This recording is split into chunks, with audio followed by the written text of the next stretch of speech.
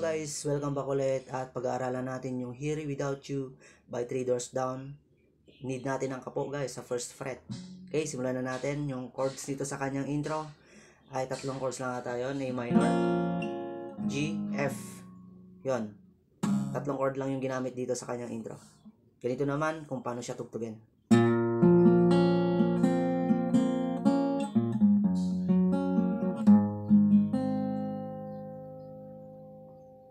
Okay, ituturo natin guys yung plucking niya. Yung plucking lang naman ito ay yung sa part na intro, tapos verse, then chorus, tapos yung the rest ay strum na yon, di ba? Okay, simulan na natin. Sa una, A minor muna.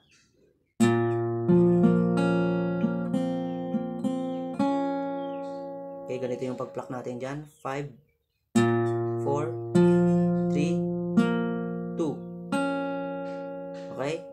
Pag binilisan, ganito. Tapos, 3 ulit. Then, 2. Pero nakaalis na yung hintuturo guys. Naka-open second string na siya. Ganito siya. Okay, then 3. Tapos 2, open. Then 3 ulit. Tapos 2, open. Then 2. Ulit, pero nakapindot na. Ganito.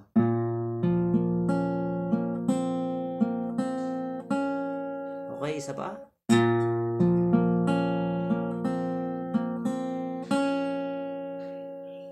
Then gagawin nyo to.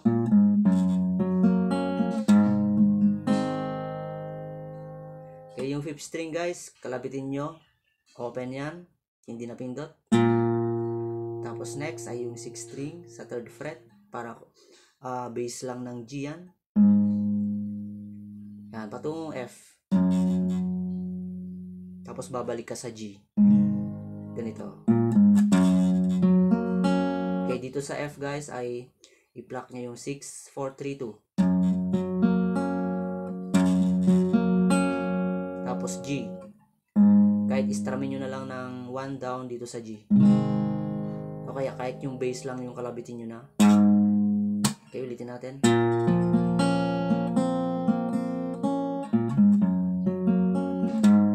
Okay, itong tinuturo ko guys ay yung mas simple lang pero okay naman, di ba?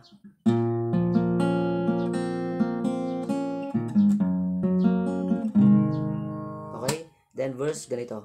100 days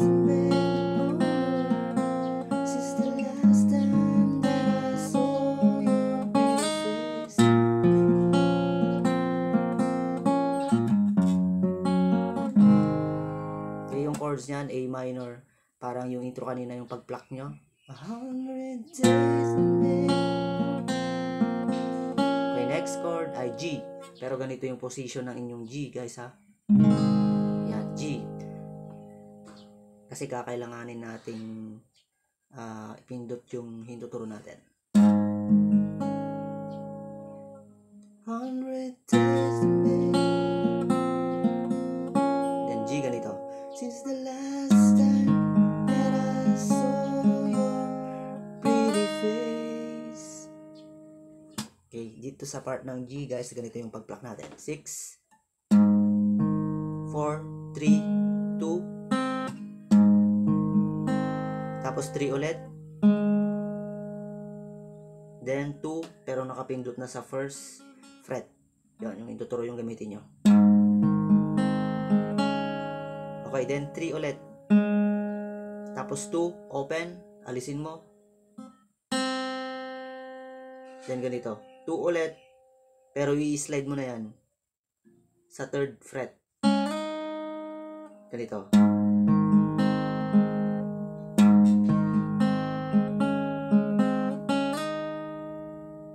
Okay, pwede naman yung guys, pwede naman yung ito, pinky finger nyo ang ipang pipindot nyo na lang dito sa 3rd fret. Pero yung ginawa ko dyan ay ini-slide ko na lang para mas madrama ng konti, di ba?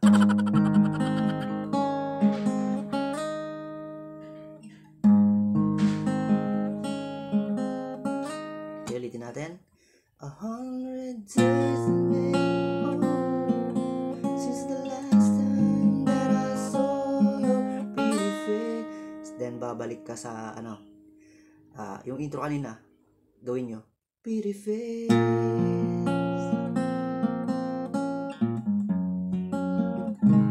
Okay then, ulitin mo ulit yun. Thousand lights make me colder, and I don't think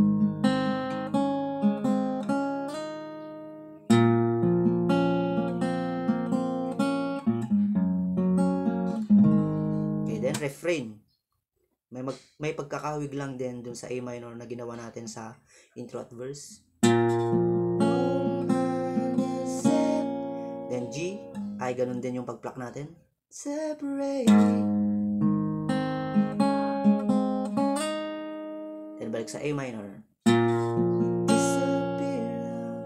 Dito sa A minor guys, na dito sa part na to, ay i-pluck nyo na lang siya ng pababa. Kahit 5, 4, 3, 2 lang, okay na yun. Then G, sorry, F pala. When I'm dreaming of, yan, sa F, pababa din yung pag-pluck ko. 6, 4, 3, 2. Your face, ganun din sa G. Ulitin natin yung refrain.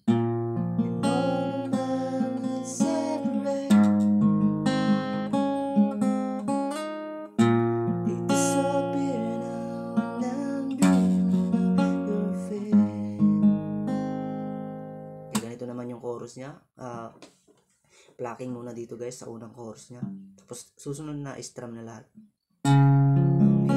Pero yung pag-pluck dito sa chorus niya ay pwede yung pababa lahat. Halimbawa dito sa C ay 5, 4, 3, 2, 1, pwede na yun. Tapos G, then A minor, tapos F, G. Ganun lang yung chorus niya guys, yung mga chords.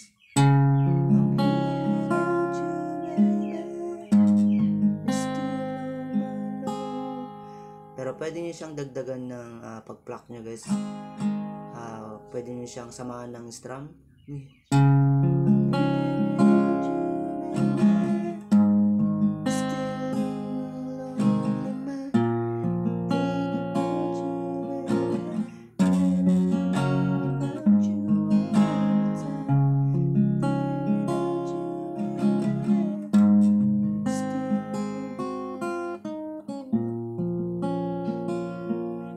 Yung ginawa ko ron guys ay dito sa G, tapos yung first string sa 3rd fret papuntang 1st fret, tapos open yan, the 2nd string sa 3rd fret, yan patungong A minor.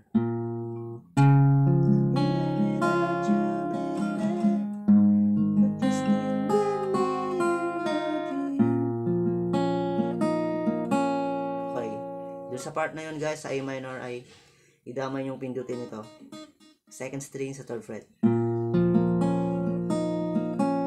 tapos F tonight, G is only you. Okay, dito mag-strum na tayo dito sa interlude nya, you and me.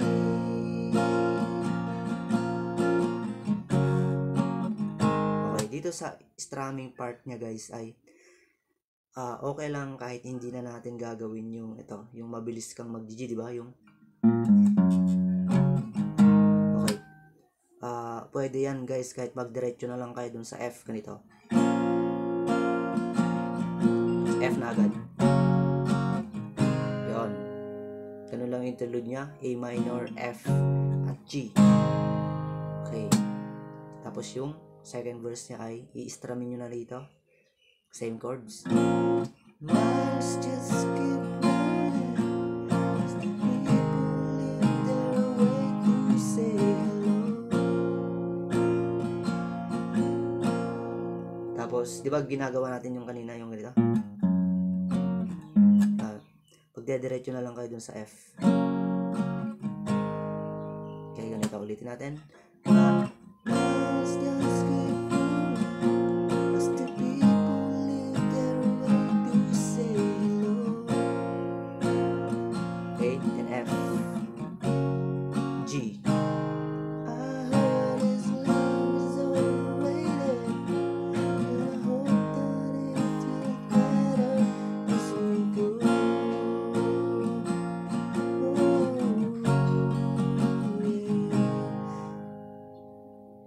then chorus na dito. Wala na siyang refrain sa second part niya, guys.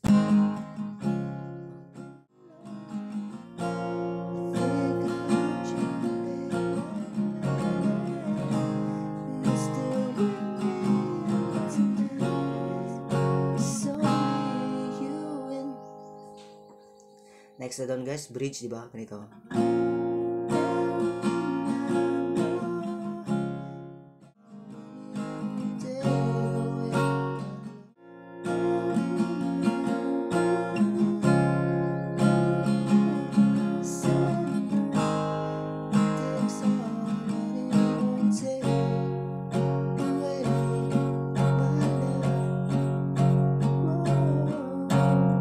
Okay, 4 chords lang naman.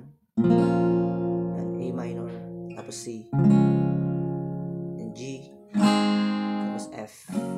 Dalawang beses nyo uulitin.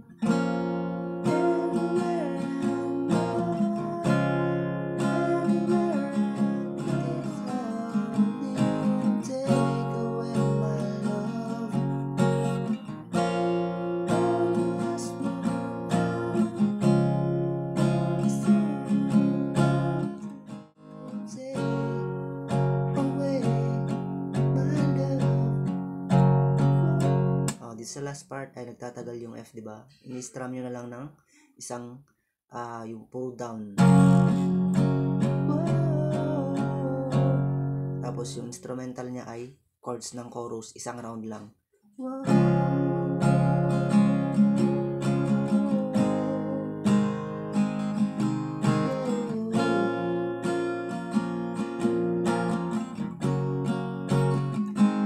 Then repeat chorus.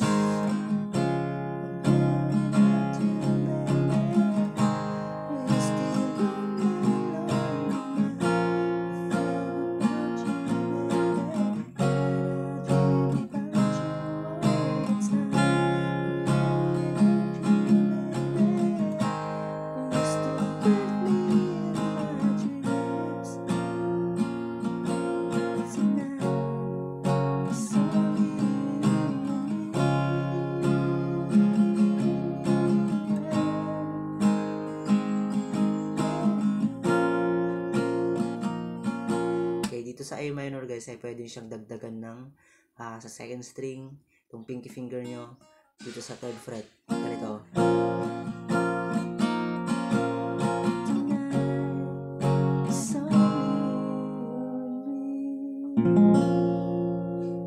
Dalo lang yung Here Without You, guys. Napakadali lang ng mga chords niya. Medyo mahihirapan lang kayo sa unang mga parte, di ba? Yung intro, verse, pero napakadali lang ng mga chords niya. Pag sinanay nyo yan ay makakabisado niyan ng inyong daliri. Okay? Yun lang, guys. Salamat. Bye. Bye-bye.